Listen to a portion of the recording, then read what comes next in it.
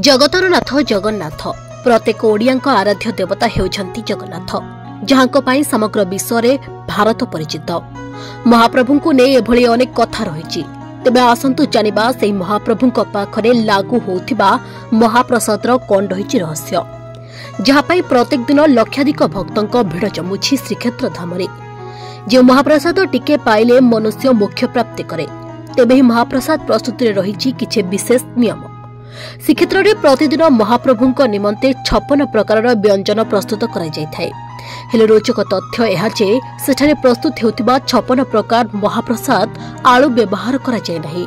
एहार एक विशेष कारण रहिछि। आलू एक विदेशी परिबा अटे। महाप्रसाद केवल भारतीय पनीपरिबारे प्रस्तुत करा जाय। एहा छडा महाप्रसाद रे बिलाती बाइगण, पियाज, लाल लंका, रसुण आदि महाप्रसाद प्रस्तुत करिबारे व्यवहार करा जाय नाही। जोठारे ए महाप्रसाद प्रस्तुत करा जाय ताकू रोसघर बोली कहा जाय।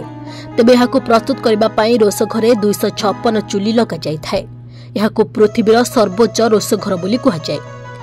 एठारे प्राय 10,000 लोकंक पई 45 मिनिट रे खाद्य प्रस्तुत करा जाय। सुना जाय जे महाप्रसाद केबे कम पड़े नाही। तेबे हा महाप्रभु एवं मां लक्ष्मीक कृपारु होइथाय बोली कहा जाउछि। सबु देवादेवी पीठरे लागू करा जाउथिबा भोग को प्रसाद कहा जाउथला बेले श्रीक्षेत्र रे प्रस्तुत हेउथिबा भोग को महाप्रसाद कहा जाय। एहार भी एक रहस्य रहिछि। ता हेउछि जे एठारे स्वयं मां लक्ष्मी रोसे घरे 56 भोग प्रस्तुत करिवार विश्वास रहिछि एवं महाप्रभु स्वयं एहाको भोजन करिथांती। सेथि पई एहाको महाप्रसाद बोली कहा जाय। तेबे अन्य मंदिर मारकरे लगा जाउथिबा भोग को देवादेवी आग्रहण करिथांती। एथि पई एहाको प्रसाद बोली कहा जाय। Bureau report 18 news.